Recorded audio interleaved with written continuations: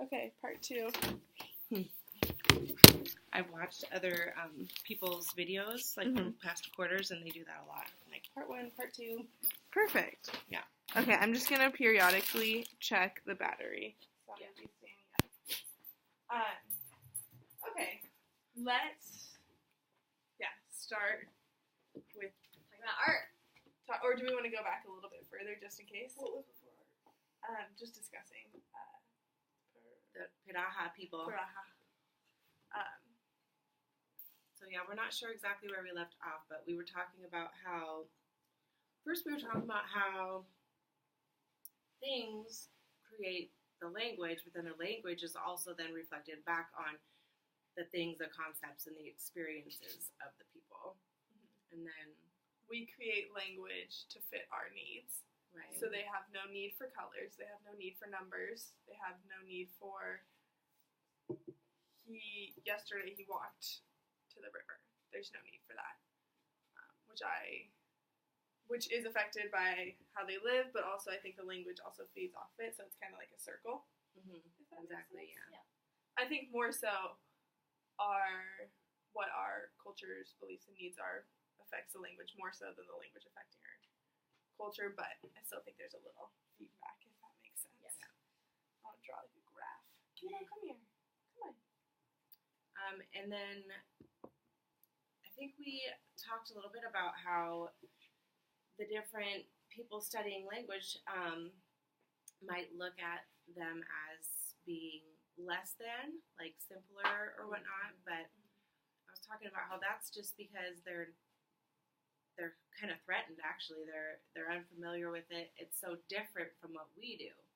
And what we do can't be wrong, so therefore they must be wrong. It was contradicting their entire theory, yeah. language theory. Universal grammar. This one small village with 127 people is, what am I saying, the cog in the wheel or something like that? Threw a bomb in the party, I don't know. Yeah, Threw a wrench in the... They set a bomb in the party.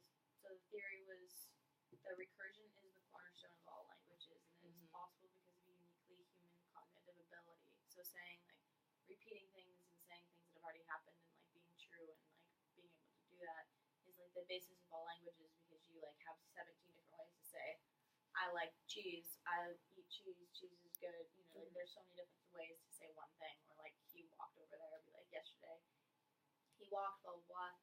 So that's, like, that was my question, is how is Chomsky's theory described, and how are Everett's ideas different from Chomsky's, and Everett's differ because he states that the Piraha displays no evidence of recursion, and this means that they don't combine multiple ideas into one to integrate and to create another. So it's just like, which obviously, like we talked about and we understand, but like it's just there's no other language in the entire history of languages that has ever not done this. So it's just like such a huge thing, and I think the fact that they're hidden and not around other cultures and watching other cultures die and get shoved under because of the majority, that's why that they exist. I have a muddy question. Do you guys think that linguists need to adjust their, is it universal language theory? Universal theory of universal grammar? Or, yeah, do you think they need to create a new theory that also encompasses this new language? Or do you think this could be like, this is it, and then this is the exception? Well, but like the theories aren't like, they don't like say what it actually is. It's just like what they think, you know? So do you think that they would like adjust it, or do you think they'll be like, no, we're right? I think they can test another theory, you know? Because this is a language. I mean, if it doesn't fit into the theory and it's an exception, does that mean that it's not a language? I'd be curious to find out more about that. What linguists are saying now, because I think this article was written a while ago. I'd be interested to see how this certain language has affected what the lens looks like now. I feel like this obviously threw a bomb into the party, so they have changed, I hope, since that to be more open. I'm sure. I think that's a big thing that they've probably talked about, is being more open with seeing other languages and understanding them and trying to like fix them and look at other languages that say they have never heard before. So that they have never heard before proves that learning to speak does not depend on imitation, instruction, or rewards. And that's something that has never been found in the language before. So now that they have that, I feel like that's something that could be added. You know what I mean? Like that could be added onto like the list of things that count as language. So we could ask if the theory of universal grammar has changed since this That would be article. a good nutty question.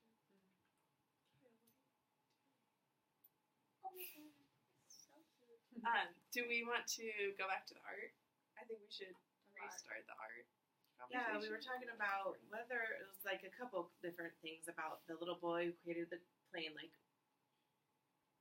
why don't they have art, or was that art? Was kind of the two questions we were talking about. I think to us that could be art, but because they have no art, that's not art. I think that art needs to have a purpose, and there's no purpose for that thing. Yeah. It's like, To them, you know what I mean? Like to them personally, there's no, like they don't keep it and they don't care about it because like that nostalgia doesn't exist. Why? Why do we have nostalgia? Well, a lot of the times art is like for like an iconic symbol. Like I always just think of the Space Needle. Like that's art, I guess. And just like there's art all around Bellingham. Like even our campus has art stuff. But like also art says a lot about history and like it's kind of one of those what do they call it, time boxes? Or, Time capsule? Yes, I feel like a lot of art and stuff goes in there, but they don't have like a time frame, I guess. So it's really, I don't think they would really need art other than expressing yourself. But you can express yourself in different ways, and I feel like they do that as a culture. But we're just so used to our ways. Like, just think about like in Europe, like that. I mean, we base all of our stuff off of Europe when we became a country, and like they're very artsy. So I feel like that you just kind of need something to like look up to, I guess, in that sense. I like what Amelia was saying in the first video, how we are so afraid of being forgotten. We are so afraid for our ancestors to be forgotten, for our history to be forgotten. They aren't. Once they walk around the bend, they aren't in existence anymore to the villager until they come back around the bend. Came out of existence. Yeah, I thought that was really cool. So there's no need to create something to remember them by. There's no need to have books or art. I don't know, I thought that was really interesting. So you guys have named several reasons why, actually, why we create art, like, and those reasons that don't exist in their culture. So why they would create art, like, for remembering them, for expression, and also the, like, pulling off of historical art from, like, past cultures. So yeah, maybe they don't create art, but I see that little kid, I like picture him making that plane, and it's just like a fun little activity for him. Like he didn't keep it for any reason. So what else would it have been but art? And this is a question in art circles is like, what is art all the time? So I don't think anybody knows the answer. So how can we really say if they create art or not? Yeah, that's true. I feel like a lot of what we look at in different cultures, what we deem art in different cultures, like Native Americans, what we see in their culture, like they weren't sitting there like, oh, I'm going to make this amazing basket just to look at. They were like, we're going to use this awesome basket that I just made. Right. So I feel like, but we call it art because there's no function for it now because we would never use it. So like when we look back at all the artifacts and stuff like that, we're like, oh, look at this beautiful art. But it was not created to be art. It was created for a function. And I feel like now we have so much art because we have so many things that are doing things for us. Like we don't need to make the hammer, and which could be considered art later in 25 years because we have the hammer that doesn't look like art because it's so mass produced, and that's why it's not art because there's so many things. Well, but the baskets, they have like a unique weaving pattern, and like there is like in art, there's form and there's function. Like there's functional art, but I don't know if a hammer would ever be. I mean, unless you made it like purposely made it look cool. I don't know. Well, that's the thing is like looking cool. What does that mean? It's a personal thing for like art. Like what means art and what doesn't. So like it's like what you're putting in, like your intent. Like, are you trying to make it look nice? And I think that the African Americans or whoever was making baskets, they were trying to make it look nice, like with a specific pattern. And maybe they didn't consider it like fine art, but I don't know. What is art? We don't know. So that's even like with the little toy plane too, like or like that he was making. It could just be a toy, not That's kind of funny how we're focusing so heavy on the art. I know.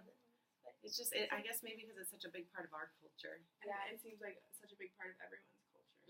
Everyone's, Like my family, like we're artists. Or I'm the one Bennett that's not an artist, but like that's like how my grandparents made money. That's how my parents make money. That's how my aunt makes money.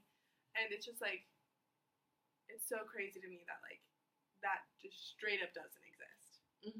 And I understand why not. But so for us, that toy plane could be an art. But I just think what art is whether or not the artist considers it to be art. Whoever created it, if they think it's art, then hell yeah, it's art.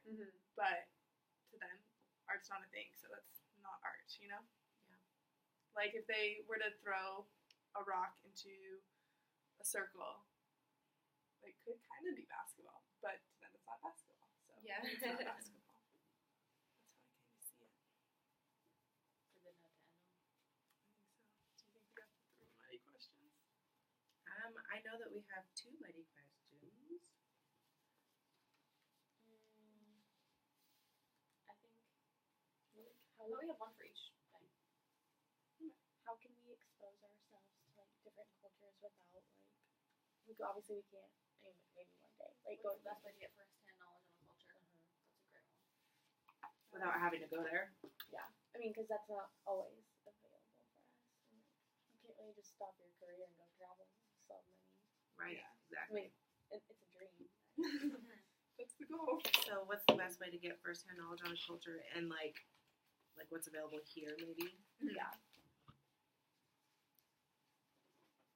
Cool. Should we turn this off? When we're talking, the time goes by so fast. It does. I was just like, oh, really? We're done. Hopefully she doesn't like watch the end where I'm just like trying to turn it off. I know.